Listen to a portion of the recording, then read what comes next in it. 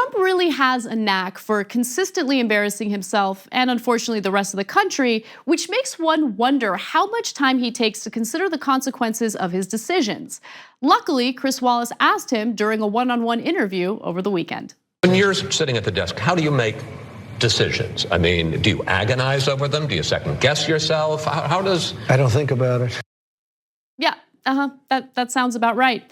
He probably also wasn't thinking much throughout the duration of his Fox News Sunday interview either, because he said all sorts of crazy things. Like when he blasted the Navy admiral who oversaw the raid that took down Osama bin Laden. And this was all because Trump caught feelings over how the admiral criticized him last year. Bill McRaven, retired admiral, Navy SEAL, 37 years, former head of US Special Operations. Hillary Clinton fan.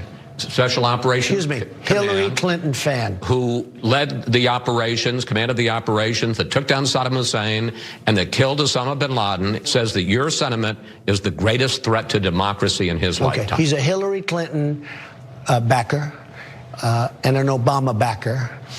And frankly, he was a Navy SEAL. Wouldn't it have been nice if we got Osama bin Laden a lot sooner than that? Commander in Bone Spurs over here thinks he has room to blast a man who successfully took down a wanted terrorist. What has Trump ever done to show his bravery? Receiving 5 deferments to dodge the draft isn't so heroic.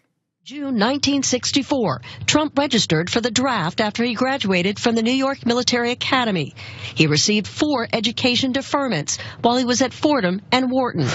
Then, September 1968, Trump, starting his real estate career, got a medical deferment because of a bone spur in his foot. I had deferments because of college, like a lot of people did. Deferments because of college, and I had a foot thing, and I had deferment for that. Despite the fact Trump had been active in various sports. Loser.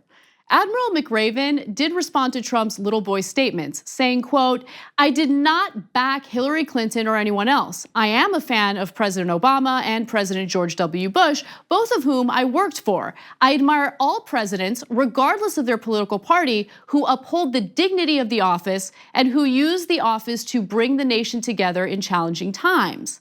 I stand by my comment that the president's attack on the media is the greatest threat to our democracy in my lifetime. When you undermine the people's right to a free press and freedom of speech and expression, then you threaten the Constitution and all for which it stands." Look, at this point, I don't personally care who our thin-skinned president is bitter about. His insane comments don't shock or surprise me because he's already proven that he's a child who will target insults toward anyone who triggers his insecurities. I just want his supporters to finally shut up about how much they supposedly love our country and flag.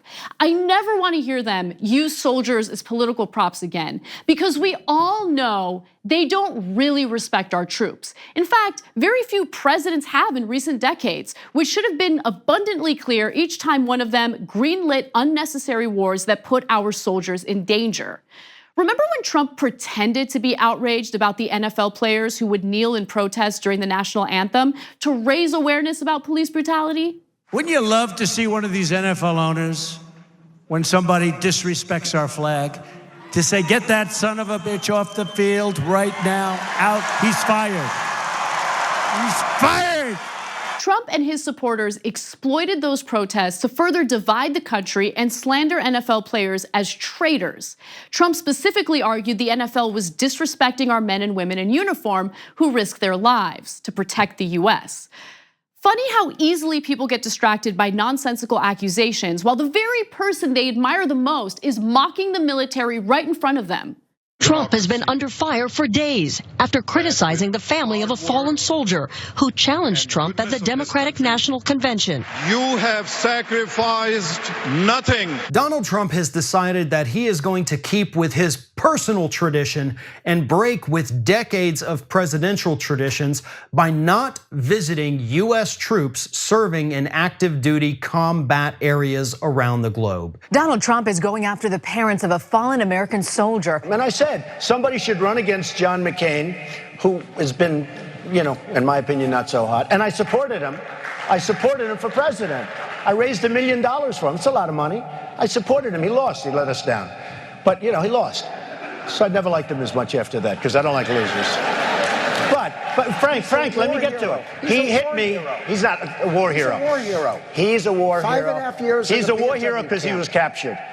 I like people that weren't captured, okay? I hate to tell you. When people come back from war and combat and they see things that maybe a lot of the folks in this room have seen many times over, and you're strong and you can handle it, but a lot of people can't handle it. Donald Trump is getting a lot of criticism for scrapping a planned visit to Arlington National Cemetery in honor of Veterans Day. It's the second time, as you know, in 3 days he's canceled plans to honor U.S. soldiers after he skipped another scheduled stop at an American War Memorial less than an hour outside of Paris while he was visiting the country Saturday, apparently due to rain. We're already allowing the government to get away with murder when they send our troops to war to appease private military contractors looking to make a buck.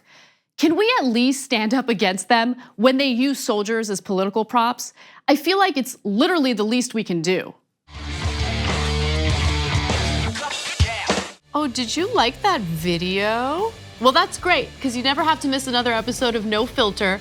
All you have to do is just hit the subscribe button below and ring the bell to get notified whenever we publish a new video.